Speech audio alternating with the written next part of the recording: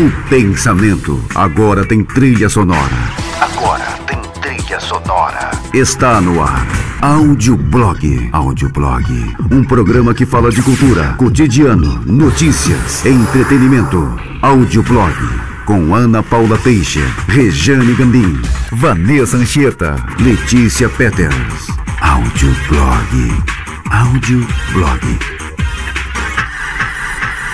E a Letícia Peters está chegando por aqui. Daqui a pouco a gente vai ter uma matéria falando sobre aleitamento materno. Com a Maria Beatriz do Nascimento, que é presidente do Departamento de Aleitamento Materno da Maternidade Darcy Vargas. Tudo bem, Letícia Peters? Tudo bem, Ana. Como você está hoje? Você está bem? Uhum. Tudo tranquilo? É que hoje o tema era tão, né?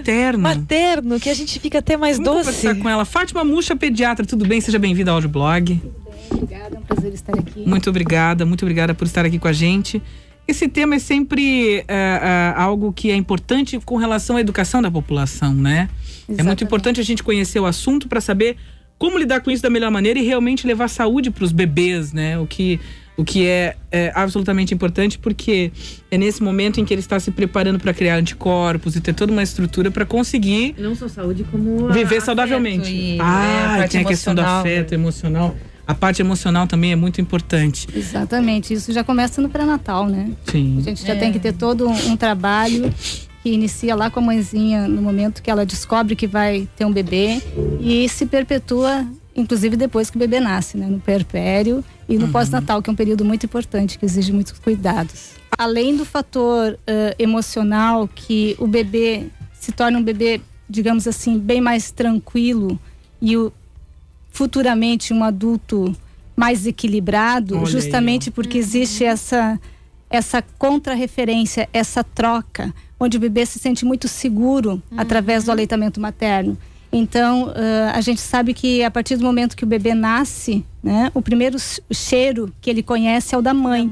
Então, se ele está chorando, você coloca ele ao nascimento, encostadinho no peito da mãe, ele já para de chorar.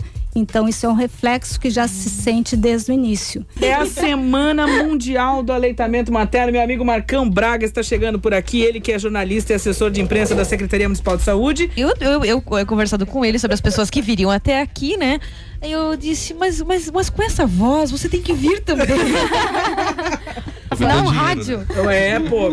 Podia estar aproveitando aí. Marcão, obrigada por nos trazer essa pauta que é muito legal.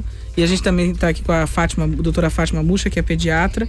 E é muito bom a gente poder informar as pessoas, né? Porque não tem como o trabalho de vocês acontecer se não houver educação e conscientização por parte da comunidade, né, Marcão? Exatamente. Hoje é Dia Nacional da Saúde e a saúde tem que ser o tema realmente da discussão, né? A gente não passar a discutir apenas a doença, mas também discutir a saúde, que isso que é o mais importante para a população, porque... Sempre que eu falo disso aqui, a gente trouxe o Omar Gunning para falar sobre tecnologia e saúde, a gente diz, se houvesse mais educação, o SUS gastaria menos dinheiro. Se as pessoas se educassem mais e trabalhassem mais na prevenção, as pessoas não estariam às pencas nos hospitais. Que uma coisa que eu acho muito legal que o governo federal fez, apesar de certas coisas, essa educação, essa campanha sobre os homens irem ao médico. Falando sobre a cerveja preta, então, ela não deve ser usada como uma forma de aumentar a produção de aleitamento materno, não justamente pelo álcool que ela contém.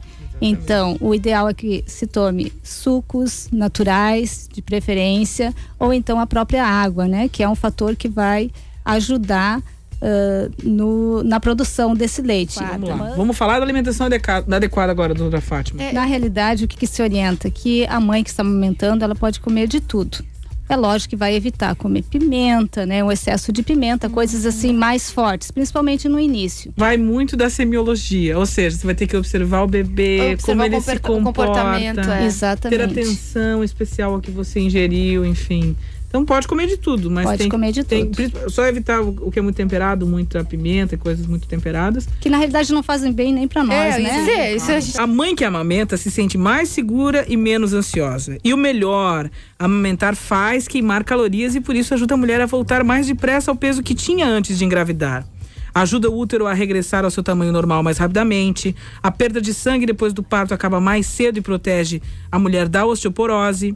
A amamentação exclusiva protege de anemias e as mulheres que amamentam demoram mais tempo para ter menstruações, por isso as suas reservas de ferro não diminuem com a hemorragia mensal. Amamentar é muito prático, não é necessário esterilizar e preparar mamadeiras, enfim, existem várias vantagens para a mãe que amamenta. A história do leite em pó é o seguinte: os leites artificiais são feitos a partir de leite de vaca, por isso o uso aumenta o risco de alergia ao leite de vaca, ou seja, o problema com relação à lactose, né? Além de terem intolerância, né? Além de terem maior risco de sofrer infecções, as crianças alimentadas com leite artificial têm maior risco de desenvolver linfomas. O linfoma a linfa.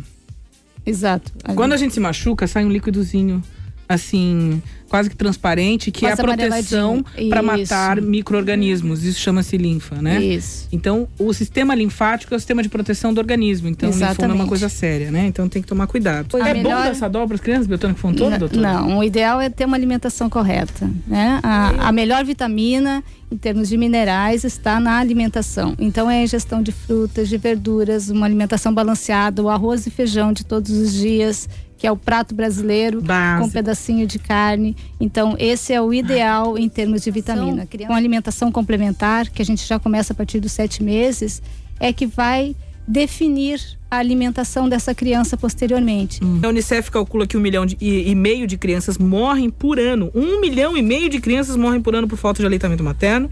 Mesmo nos países industrializados, muitas mortes se poderiam evitar com o aleitamento materno.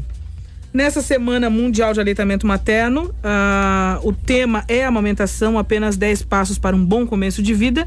O objetivo é chamar a atenção da sociedade para a importância do aleitamento materno. Na Semana Mundial de Aleitamento Materno, estamos com o Marco Aurélio Braga, que é jornalista e assessor de imprensa da Secretaria Municipal de Saúde do Hospital São José, e também com a doutora Fátima Mucha, que é pediatra.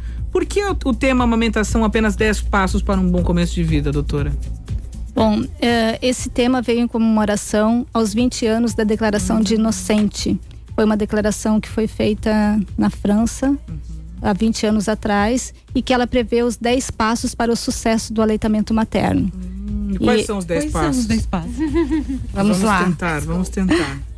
Primeiro passo é ter uma norma escrita. Então, o estabelecimento, seja unidade de saúde ou unidade terciária, que seriam os hospitais, ter uma norma escrita quanto à promoção, proteção e apoio ao aleitamento materno, que deverá ser rotineiramente transmitido a toda a equipe de saúde.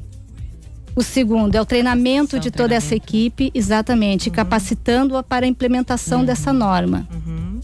O terceiro passo, orientação às gestantes e mães sobre os direitos e as vantagens do aleitamento materno, promovendo então a alimentação exclusiva até os 6 meses e complementar até os 2 anos de vida ou mais.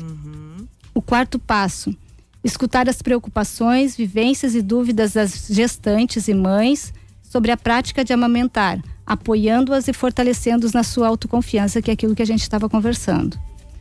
Quinto passo, orientar as gestantes sobre a importância de iniciar essa alimentação já na primeira hora de vida, que a gente observa que iniciando essa amamentação logo após o parto, o sucesso de uma amamentação posterior é muito maior, e bem como a possibilidade desse bebê ficar em alojamento conjunto, que até um tempo atrás os bebês ficavam no berçário, então ocorria um distanciamento da mãe, justamente nesses momentos que o bebê mais precisa da mãe. Sexto. Então, mostrar às gestantes e mães como amamentar, como manter essa lactação, mesmo se elas virem a ser separadas dos seus filhos, porque realmente isso é um processo que às vezes acontece, o bebê está bem, nasceu bem e apresenta alguma intercorrência logo após o parto, que ele precisa dos cuidados médicos, precisa ficar numa UTI neonatal ou uma unidade intermediária. Exatamente, então tem que ter todo um processo da retirada desse leite, de como a mãe vai fazer posteriormente para manter essa amamentação. Sétimo. Orientar as nutrizes sobre o método de amenorreia que vai acontecer, lactacional, e o próprio método contraceptivo da amamentação, que a princípio, né, enquanto ela estiver com a amamentação exclusiva quer dizer sem chá, sem água, sem nada, ela está protegida contra uma gestação futura. Oitavo passo. 8º passo. É o encorajamento à amamentação sobre a livre demanda, ou seja, o bebê mama quando ele tiver vontade de mamar. E é essa autorregulação que o bebê aprende a fazer que gera a saciedade. Então, é um mecanismo do próprio bebê que vai influenciar posteriormente no fator obesidade que a gente estava conversando. 9º passo. Orientar as gestantes e mães sobre o risco de uso de fórmulas artificiais, mamadeiras e chupetas, não permitindo então propaganda e doações desses produtos nas unidades de saúde. E o 10º passo, implementar grupos de apoio à amamentação acessíveis a todas as gestantes e mães, procurando envolver os familiares, porque é muito importante, né, esse apoio familiar, o apoio do pai, principalmente, nos primeiros 7 dias. Eu tenho uma pergunta, a Deinha falou que em relação aos bebês prematuros, e a amamentação, ela tem um papel especial. Exato. Tem um papel especial desde o momento que a mãe tem o início da amamentação, que é o colostro. Esse colostro no bebê prematuro, ele vai ter mais proteínas do que do colostro de uma mãezinha que nasce com o seu bebê a termo. Então, o leite do bebê de cada mãe é adequado para o seu bebê. A amamentação cruzada, que era muito comum até um tempo atrás, que quando a mãe não tinha leite no seu peito, uma outra mãezinha se propunha a dar leite para o seu filho, né? Então, isso não deve acontecer de forma alguma, porque também pelo leite, assim como a gente passa vitaminas, minerais, substâncias imunológicas, a gente acaba passando certas doenças. Minha esposa vai ter que voltar a trabalhar por 4 meses, 5 meses, juntando as férias 5 meses depois. Não vai ter os 6 meses de amamentação.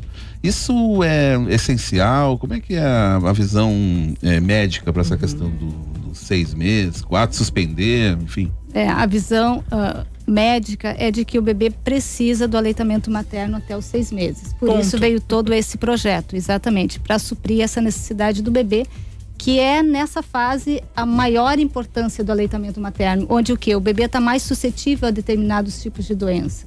Então, o seu mecanismo imunológico para combater certas doenças é muito mais deficitário, e a partir do momento que ele utiliza o leite materno, é comprovado que a incidência de pneumonias, de infecções como diarreia, por exemplo, praticamente não acontece no bebê. Então, um bebê, por exemplo, que nasceu com 30 semanas, quando ele nasce, né, ele não nasceu de 37 semanas, que seria o tempo preconizado para ele nascer, que teria que nascer com 37 semanas, se a gente faz uma continha, né, já preconizado pelo Ministério da Saúde, que identifica que esse bebê está um pouco aquém do seu desenvolvimento. Mas o leite materno, a princípio, ele deve ser, não tem uma diferença em relação ao bebê prematuro a partir do momento que ele nasce, né? O ideal é que seja até os 6 meses e complementado até os 2 anos. Muito obrigada, gente, por estarem aqui conosco. Marco, Fátima, muito obrigada, doutora, viu? E que a gente possa aí continuar sempre trazendo assuntos pertinentes. A gente está aqui disponível, Marcão, para o que você precisar, para a gente educar a nossa comunidade, ajudar a informar de forma que a gente realmente possa transformar o mundo num lugar um pouquinho melhor para se viver. Esse é o objetivo do Audioblog, esse é o objetivo da Mais FM. Muito obrigada, doutora. Obrigada, foi um prazer. Até uma próxima, foi um prazer. A gente volta na segunda ao vivo. Um beijo, obrigada pela sua audiência. Até mais, tchau. Você ouviu Audioblog, um programa que é a trilha sonora do pensamento. Trilha sonora do pensamento. 1 hora de pura expressão da cultura, do cotidiano, da notícia e do entretenimento de Joinville, do Brasil e do mundo. Audioblog, com Ana Paula Teixeira, Rejane Gambim, Vanessa Anchieta, Letícia Peters. Programação musical J. Alan. Audioblog.